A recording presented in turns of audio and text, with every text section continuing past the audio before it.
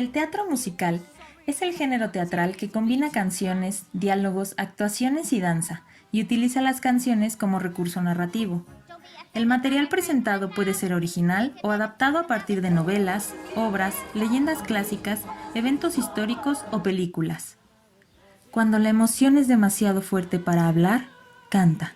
Cuando es demasiado fuerte para cantar, entonces baila. Pero, ¿a quién se le ocurrió volver de esto un género teatral? Bueno, vamos a recorrer brevemente su historia. En los años 1600... Perdón. En los años 1600, en Francia, el vaudeville era un tipo de comedia ligera que presentaba principalmente poemas satirizados y musicalizados, mientras que en Alemania, el Singspiel eran obras cantadas como baladas o números corales, abordando principalmente temáticas mágicas, de fantasía, comedias y arias.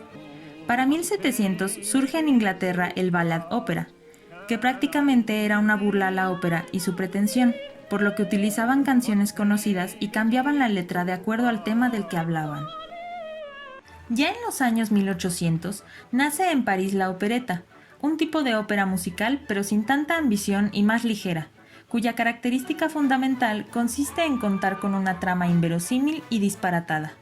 Es considerada la antecesora directa del teatro musical, ya que intercalaba los cuplés o historietas con bailes como el can-can. El padre de este género fue Jacques Offenbach.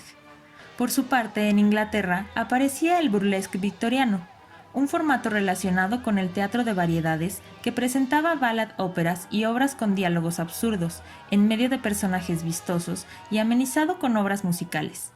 Los autores que presentaron este género fueron W. S. Gilbert y Arthur Sullivan, quienes dejarían en la historia más de 14 obras, como The Pirates of Penance o El Mikado. A la par de estos géneros, se presentaban también el burlesque, sátiras sensuales y absurdistas que utilizaban piezas incluso del teatro serio para ridiculizarlas, y la extravaganza, que tenía libertad de estilo y estructura, y llenaba el escenario de brillo, plumas, poca ropa, coreografías e incluso drags, tanto de hombres como de mujeres.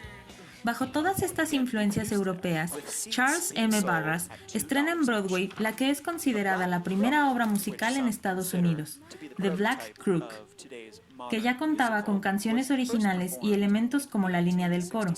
Además, el cantante principal también bailaba. Carecía de hilo conductor y presentaba diversos números de danza, actuación y música. Estados Unidos retomó también el vaudeville, pero era famoso por su vulgaridad y por parecer más dirigido al pueblo masculino. Por ello, Tony Pastor, empresario teatral, abrió su propio teatro para darle seriedad al vaudeville, y en 1870, Edward Harrigan y Tony Hart se unieron a Pastor, montando shows accesibles para todo el público, dando inicio a lo que serían más de 17 musicales en Broadway. En 1901, surge como padre del teatro musical actual George M. Cohan, con su primera obra, The Governor's Son, y para 1904 presentaba en Broadway su primer gran éxito, Little Johnny Jones. Él comenzó creando música para los shows de su familia, quienes se dedicaban principalmente al vaudeville, y comenzó a crear canciones que ayudaran realmente a avanzar y contar las historias. Mientras tanto, en Nueva York, el empresario Florence Ziegfeld produjo lo que se conoce como la primera revista de las Ziegfeld Follies, en la que combinaba semidesnudez, comedia, opulencia, tocados y espectacularidad, por supuesto en conjunto con música.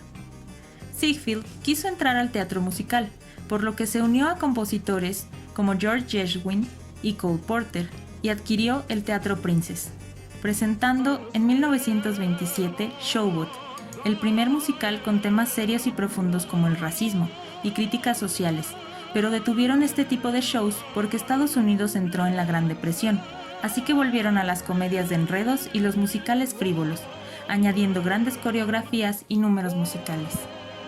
En 1935 estrena Porgy and Bess, la primera ópera folk, es decir, todo un musical cantado. Llegamos así a la época de oro del teatro musical, entre los 40s y los 60s. Richard Rodgers y Oscar Hammerstein formaron la dupla de compositores del teatro más importante de Broadway de la época. Entre sus musicales más destacados se encuentran Oklahoma, Carousel, South Pacific, The King and I, The Sound of Music y Cinderella.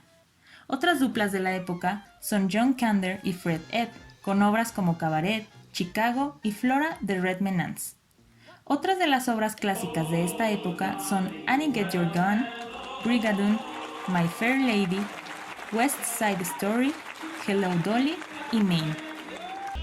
De 1970 a 1999, el género se reinventa, con los musicales de rock, con los que el género llegó a nuevas audiencias en todo el mundo. La dupla más famosa para esta época son Andrew Lloyd Webber y Tim Rice. La primera ópera rock fue Jesucristo Superestrella en 1971, logrando gran éxito en Estados Unidos, Londres y el mundo. Entre sus obras más destacadas también están El fantasma de la ópera, José el Soñador, Evita y Cats. Stephen Sondheim, quien pusiera letra a West Side Story, también tuvo un papel muy importante en esta época, junto a Harold Prince, trayendo obras como Company, Follies, Sweeney Todd, Into the Woods o Assassins. También a partir de los 80s surgen los llamados jukebox musicals, los cuales usan música popular, ya sea del catálogo de un letrista o de un grupo en particular.